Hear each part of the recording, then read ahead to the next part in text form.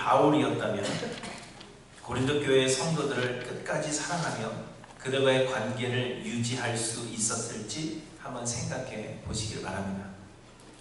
바울이 2차 전도 여행 시에 고린도에 이르러서 복음을 전할 때 고린도에 있던 이방인들은 이방 문화에 젖어 있어서 복음을 쉽게 받아들이지 않았고, 또 고린도에 있던 유대인들은 바울을 비방하며 심하게 대적했습니다.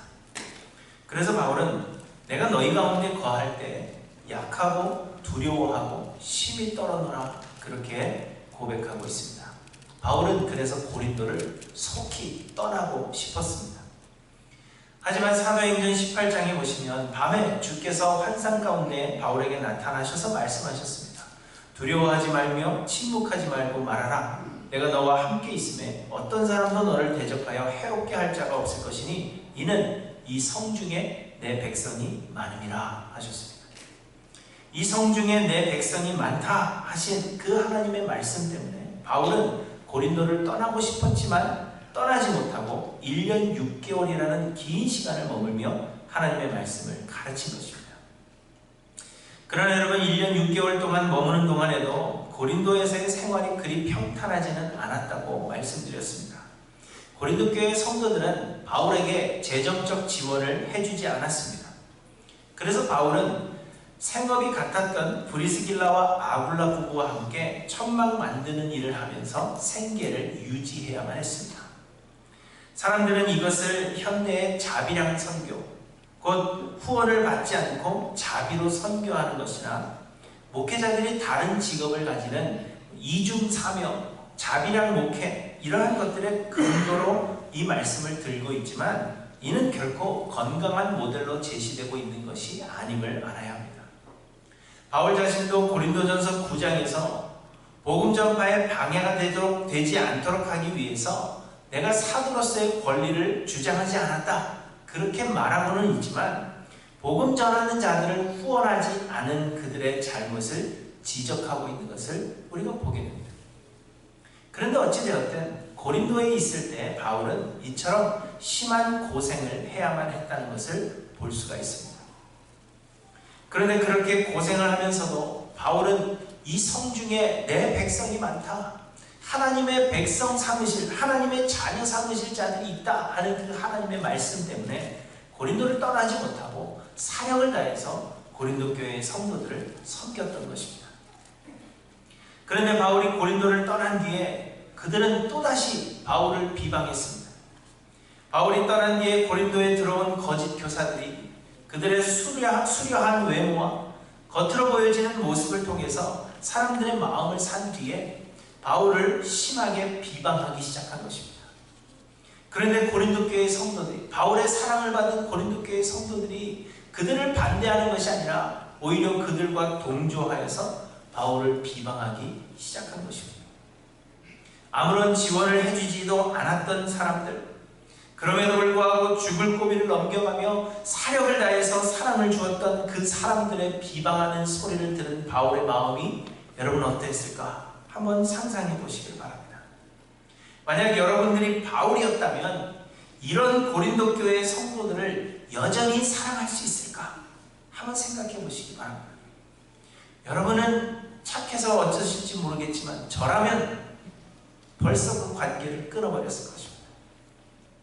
사람들을 보내서 해코지 하지는 않았을지라도 더 이상의 관계를 유지한다는 것이 힘들어지는 것이 분명합니다. 그런 사람들을 위해서 하나님께 기도해 준다는 것도 상상하지 못할 일이며 아마 기도한다면 그들을 저주하는 기도를 드렸을 것입니다.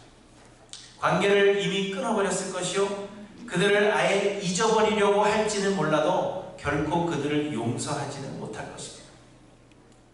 하지만 바울은 고린도 교회의 성도들과의 관계를 끊어버리지 않았다는 것을 우리에게 말씀해 주십니다.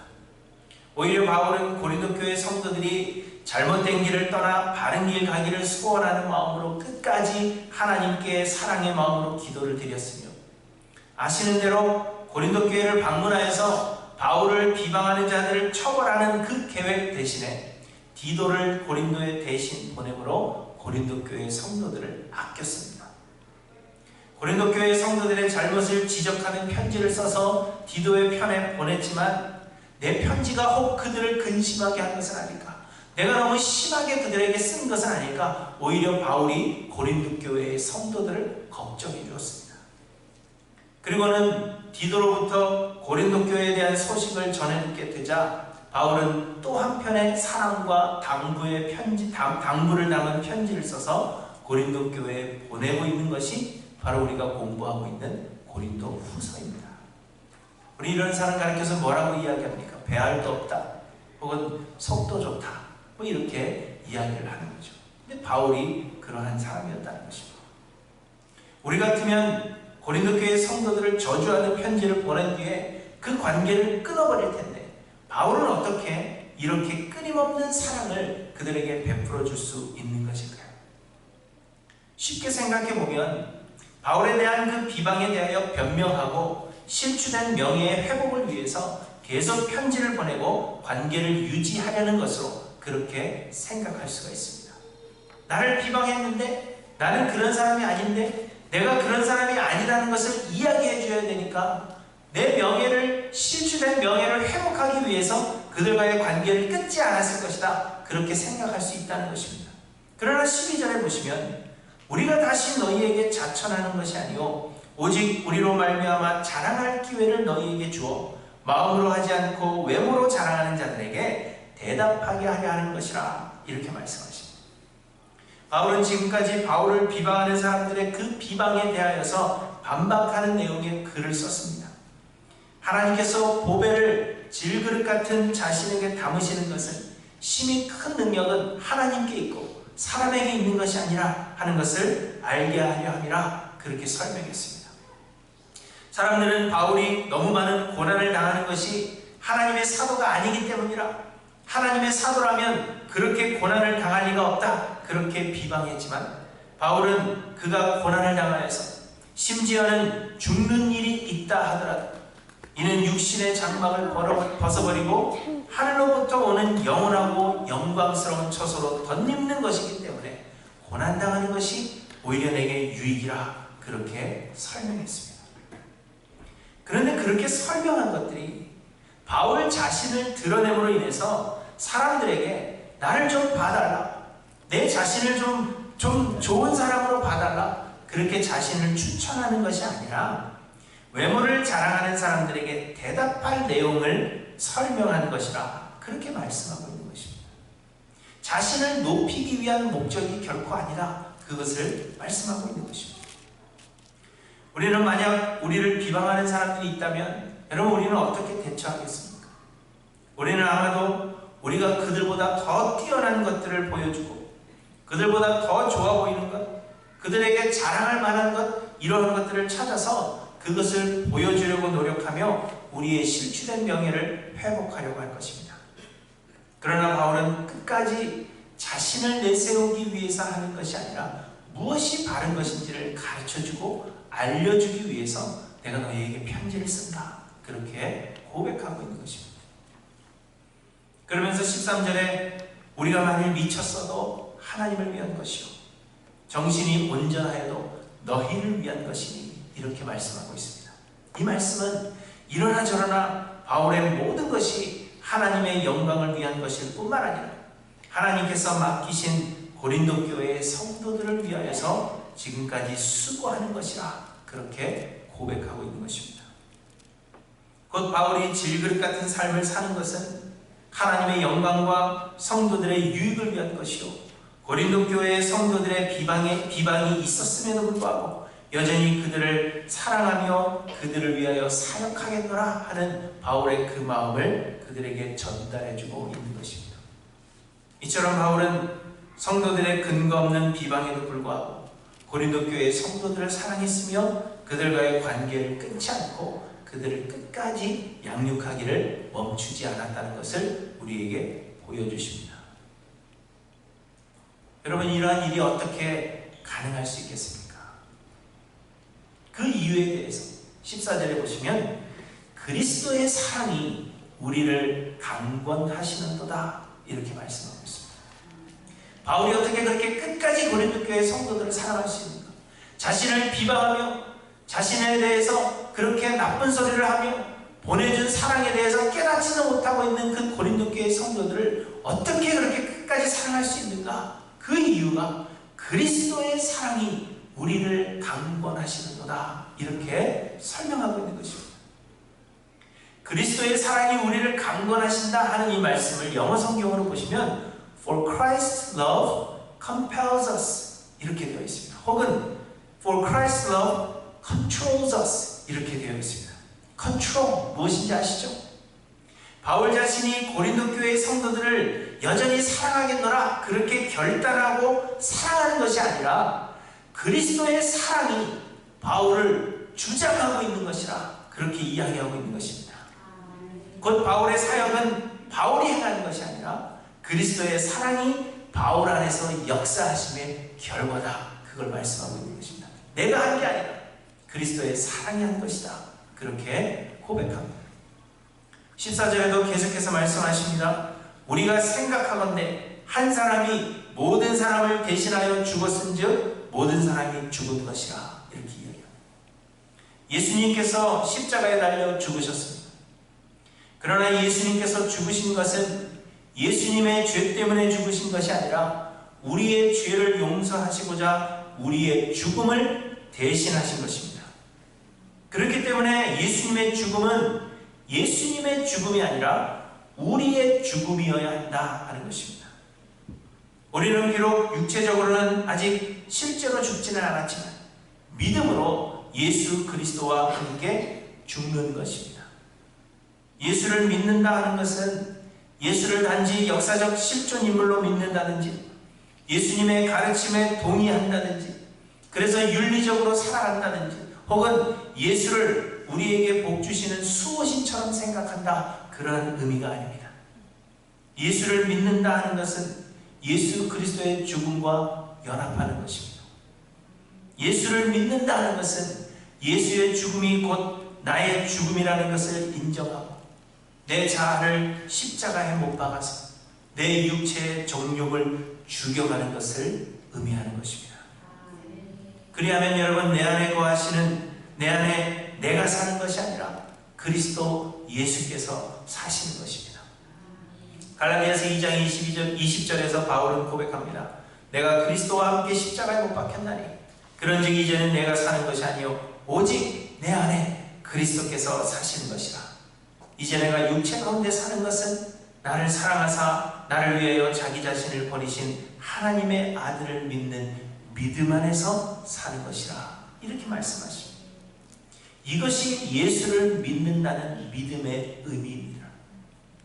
예수를 그리스도로 믿는 참된 믿음의 소유자들은 그 안에 예수 그리스도께서 사시는 자들이라 하는 것을 말씀하고 있는 것입니다.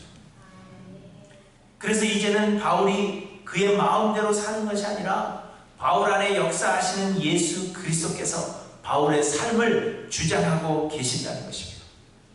바울이 애써 고린도 교회 성도들을 사랑하려고 힘쓰는 것이 아니라 바울을 사랑하셔서 십자가를 대신 지신 예수 그리스도의 그 사랑이 바울로 하여금 고린도 교회의 성도들을 사랑하지 않을 수 없게 만들고 계신다 하는 것을 고백하고 있는 것입니다. 그래서 바울은 고린도전서 15장에서도 동일한 고백을 합니다.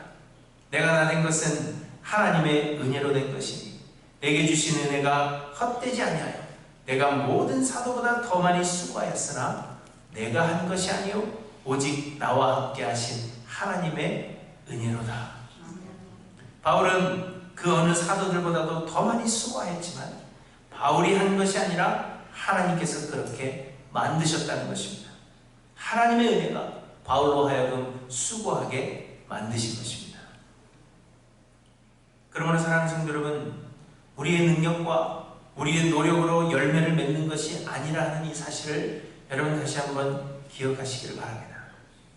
여러분 그리스도의 사랑이 여러분의 삶을 주장하고 계시는지, 그리스도의 사랑이 여러분을 강권하고 계시는지, 그리스도의 사랑이 여러분의 삶을 인도하고 계시는지 여러분 한번 생각해 보시기 바랍니다. 우리는 왜 원수를 사랑하지 못할까요? 원수뿐만이 아니라 우리의 이웃, 우리의 친구라고 이야기하는 사람들도 어느 때가 되면 그들을 우리는 끝까지 사랑하지 못합니다. 왜 그럴까요? 그들이 악해서일까요? 상대방이 사랑하지 못할 만큼 너무나도 악한 존재이기 때문에 우리가 사랑하지 못하는 것일까요? 아닙니다. 우리 안에 예수 그리스도가 살아계시지 않기 때문은 아닌가 돌아보아야 한다는 것입니다. 그리스도의 사랑이 우리를 강권하시면, 그리스도의 사랑이 우리를 주장하시면 우리는 모든 것을 할 수 있는 것입니다. 그리스도께서 행하신 모든 일들을 우리는 할 수 있고 우리의 원수까지라도 사랑할 수 있게 되는 것이지만, 우리 안에 예수께서 살지 않고 계시기 때문에, 그리스도의 사랑이 우리를 강권하지 않기 때문에 우리는 사랑하지 못하는 것은 아닌가, 우리의 모습을 돌아보아야 할 것입니다. 여러분, 우리의 신앙생활에 있어서 우리가 싸워야 할 믿음의 선한 싸움은 내 자아를 끊임없이 죽여야 하는 싸움이라 그렇게 말씀해 드렸습니다. 그러므로 예수 그리스도의 십자가에 내가 죽고 내 안에 예수 그리스도만이 사시기를 소망하여서 우리가 싸워야 할 이 믿음의 선한 싸움에서 승리하시는 저와 여러분들이 되시기를 바랍니다. 그렇다면 내 안에 예수 그리스도께서 사심으로 말미암아 그리스도의 사랑이 우리를 강권함으로 나타나는 삶의 모습은 어떤 것인지 오늘 본문을 통해서 우리가 간단하게 생각해 보고자 합니다. 첫째로, 내 안에 예수 그리스도께서 사시는 삶은 세상에 대하여는 죽은 것입니다. 본문 15절에 보시면 그가 모든 사람을 대신하여 죽으심은 살아있는 자들로 하여금 다시는 그들 자신을 위하여 살지 않고 오직 그들을 대신하여 죽었다가 다시 살아나신 이를 위하여 살게 하려 함이라, 이렇게 말씀하십니다. 예수님께서 십자가에서 죽으셨지만 이는 예수님의 죄 때문이 아니라 우리의 죄를 용서하시기 위해서 우리를 대신하여 죽으신 것입니다. 그래서 예수님의 죽음은 곧 나의 죽음이요, 믿음이란 이 사실을 인정하는 것이요, 예수 그리스도의 십자가에 끊임없이 나를 못 박아 죽이는 것이라 그렇게 말씀드렸습니다. 그러므로 예수를 그리스도로 믿는 자들은 이미 죽은 자들입니다. 세상에 대하여 죽고 육체의 정욕에 대하여 죽은 자들이 예수를 그리스도로 영접한 자들이라 하는 것입니다. 갈라디아서 6장 14절에 보시면 바울이 이렇게 고백합니다. 그리스도로 말미암아 세상이 나를 대하여 십자가에 못 박히고 내가 또한 세상을 대하여 그러하니라, 이렇게 이야기합니다. 이미 죽었다는 것입니다. 세상이 어떻게 돌아가는지 그것이 바울에게 아무런 영향을 끼칠 수 없다는 것입니다. 예수를 그리스도로 믿는 자들은 자아가 죽고 그 안에 예수 그리스도께서 사시는 자들이기 때문에 육신에 대한 욕심, 세상을 향한 욕망은 사라지고 하나님의 영광만을 구하게 된다는 것입니다. 그리고 여러분 16절부터 보시면 15절과 연결하여서 또 말씀하십니다. 그러므로 우리가 이제부터는 어떤 사람도 육신을 따라 알지 아니하노라. 비록 우리가 그리스도도 육신을 따라 알았으나 이제부터는 그같이 알지 아니하노라. 그런즉 누구든지 그리스도 안에 있으면 새로운 피조물이라. 이전 것은 지나갔으니 보라 새 것이 되었도다. 이렇게 말씀하십니다. 내 안에 예수 그리스도께서 사시는 자들은 세상에 대하여 죽었기 때문에 세상을 사는 사람들처럼 외모를 보지 않는다는 것입니다. 하나님께서 보시는 것은 사람과 같지 아니하여서 하나님은 사람은 외모를 보지만 하나님은 중심을 보신다, 그렇게 말씀하셨습니다. 그렇기 때문에 내 안에 예수 그리스도께서 살아계신다면 하나님께서 중심을 보신 것 같이 우리 또한 외모가 아닌 새로운 피조물 된 그 중심을 본다, 그것을 우리에게 말씀하고 있는 것입니다. 이처럼 세상 소망이 아직도 우리에게 살아있고 우리의 육신을 위한 욕심이 우리에게 남아있다면 그리스도의 사랑이 우리를 강권하시는 삶이 아니라는 것입니다.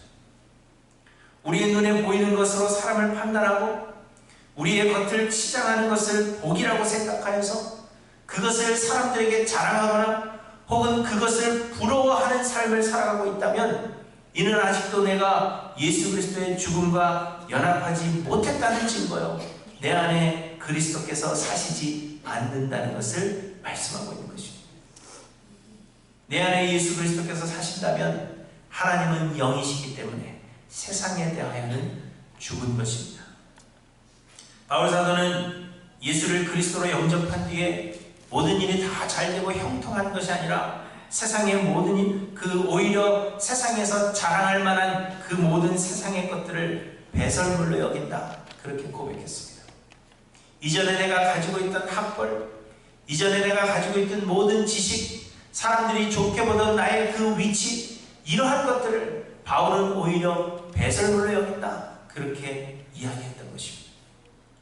여러분, 이처럼 내 안에 예수 그리스도께서 사시는 삶은 세상에서 잘되는 삶이 아니라 세상의 모든 것들을 배설물로 여기고 세상에 대하여는 완전히 죽은 자가 되는 것임을 여러분 기억하시기를 바랍니다. 둘째로, 내 안에 예수 그리스도께서 사시는 삶은 하나님을 경외하는 삶입니다. 18절에 보시면 모든 것이 하나님께로서 났다, 이렇게 이야기하고 있습니다.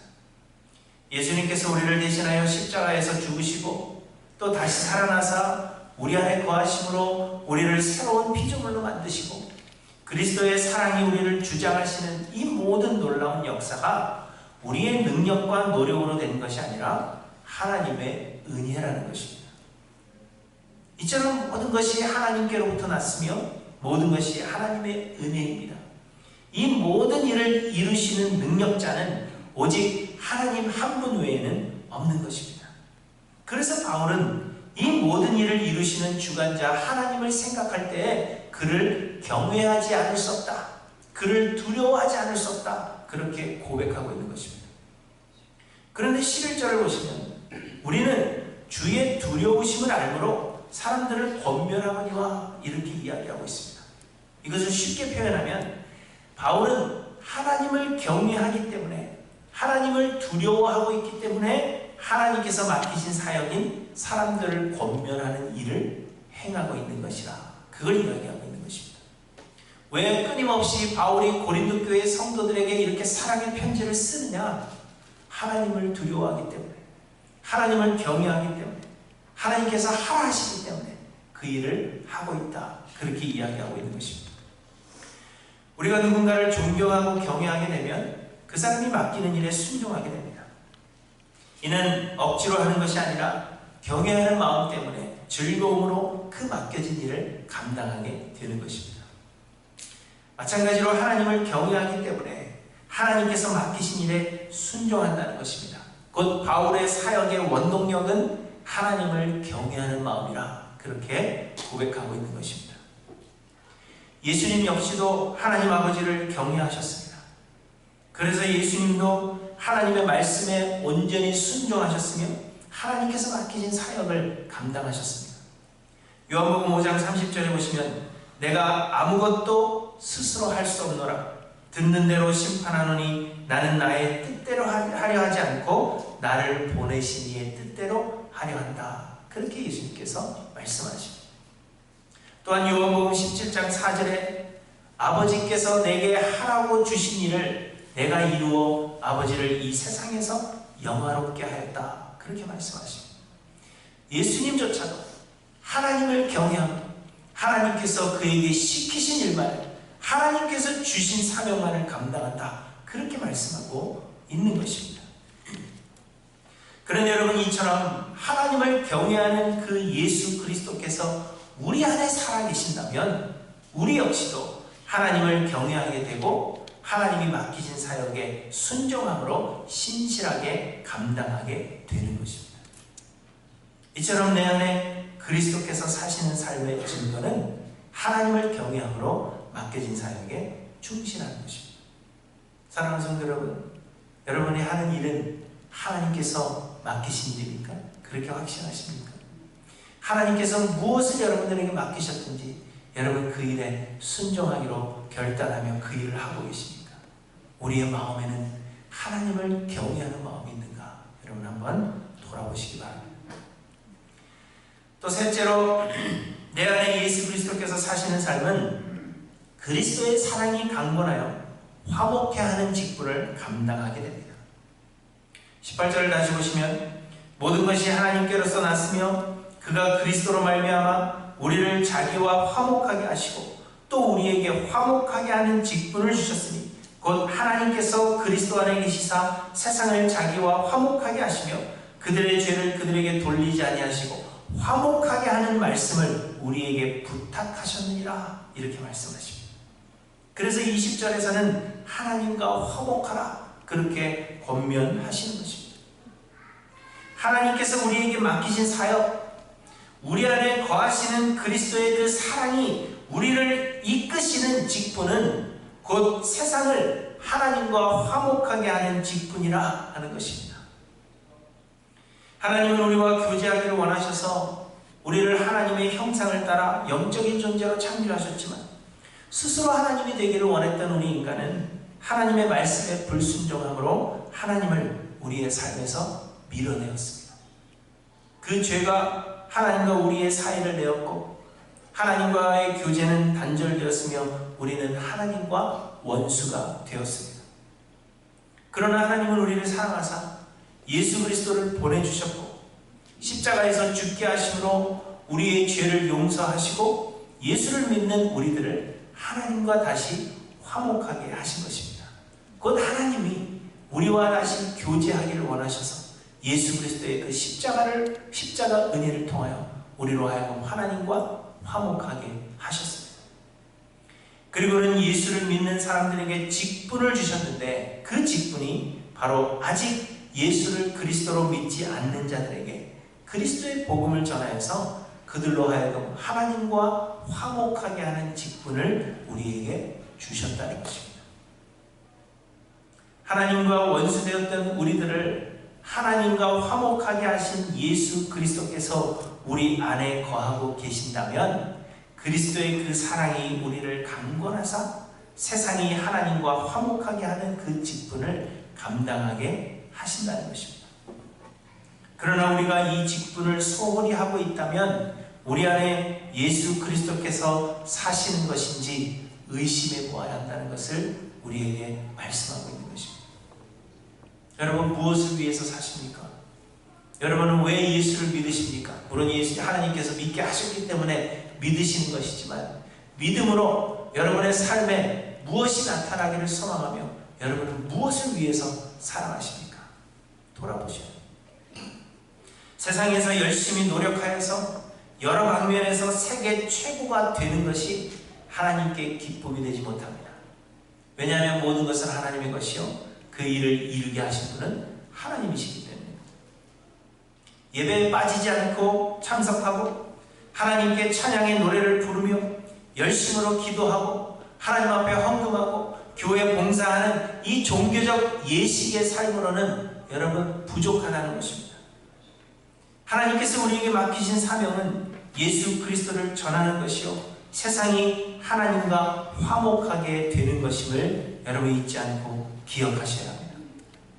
예수 그리스도께서 우리 안에 거하시면 그리스도의 사랑이 우리를 강권하사 다른 일들로 우리를 강권하시는 것이 아니라 세상을 하나님과 화목하게 하는 그 직분을 감당하게 하신다는 것을 여러분 잊지 않고 기억하시기를 바랍니다.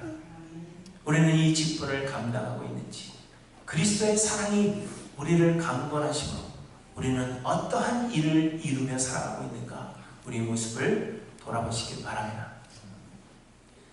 고린도 교회 성도들은 겉으로 보여지는 모습을 통하여서 하나님의 사람인지 아닌지를 판단했습니다.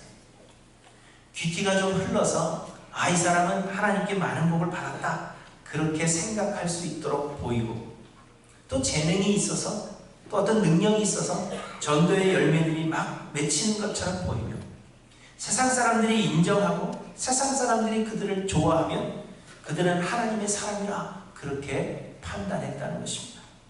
그러나 바울처럼 겉으로 내세울 것이 전혀 없는 사람, 능력이 없어 보이는 사람, 볼품이 없어 보이는 사람, 이러한 사람들은 하나님의 사람이 아니라 그렇게 생각했다는 것입니다. 그러나 바울 사도는 오늘 우리에게 분명하게 말씀하십니다. 하나님의 사람은 겉으로 보기에 좋아 보이는 사람, 남들이 부러워할 만한 것들을 이룬 사람, 세상에서 형통한 사람, 이러한 사람들이 하나님의 사람이 아니라 예수 그리스도와 연합하여서 자아가 죽고 그 그 안에 예수 그리스도께서 사시는 사람이 하나님의 사람이라 하는 것을 우리에게 말씀하고 계시는 것입니다. 세상에 대하여는 완전히 죽어서 세상의 좋은 것들을 배설물로 여기는 사람이며 하나님 아버지를 경외함으로 하나님의 말씀에만 순종하는 사람이며 그리스도의 사랑이 강권하심으로 세상으로 하나님과 화목해하는 그 직분을 감당하는 사람이 하나님의 사람이라 하는 것을 우리에게 말씀해 주시는 것입니다. 바울은 고린도를 속히 떠나고 싶었습니다. 사랑을 베풀어 주었음에도 불구하고 끊임없이 바울을 비방하는 그 고린도 교회 성도들에 대한 실망감이 아마도 아주 컸을 것이라 저는 그렇게 생각이 됩니다. 바울은 아마도 고린도 교회와의 그 인연을 끊어버리고 싶었을 것입니다. 다시는 보고 싶지 않은 사람들, 다시는 말을 섞고 싶지 않은 그런 사람들, 그렇게 바울은 생각했을 것입니다. 그렇지만 바울의 옛사람은 이미 예수 그리스도의 십자가에서 죽었고 바울 안에는 예수 그리스도만이 살아 역사하고 계셨습니다. 그래서 그리스도의 사랑이 바울을 강권하사 고린도 교회의 성도들을 하나님과 화목하게 하는 그 직분을 끝까지 감당하고 있었다는 것을 우리에게 말씀하고 있는 것입니다. 여러분, 이처럼 하나님의 사람이라 하는 증거는 화려한 외모에 있는 것이 아니라 이처럼 그리스도의 사랑이 강권하심에 있다 하는 것을 여러분 잊지 않고 기억하시기를 바랍니다. 사랑하는 성도 여러분, 우리는 하나님의 사람입니까? 우리가 하나님의 사람 되었음을 증거하는 그 증거는 무엇인가? 여러분 한번 생각해 보시길 바랍니다. 그래 우리의 겉사람을 치장하는 일에 힘쓰는 자들이 아니라 내 자아를 죽여서 내 안에 그리스도만이 사시기를 소망하시는 저와 여러분들이 되시기를 간절히 소망합니다. 그리스도의 사랑이 저와 여러분들의 삶을 강권하셔서 하나님의 기쁨이 되며 하나님께서 우리를 통하여 이루고자 하는 모든 일들을 이루는 삶을 살아가시는 하나님의 사람들 모두 되시기를 주님의 이름으로 간절히 축원합니다. 기도하십니다.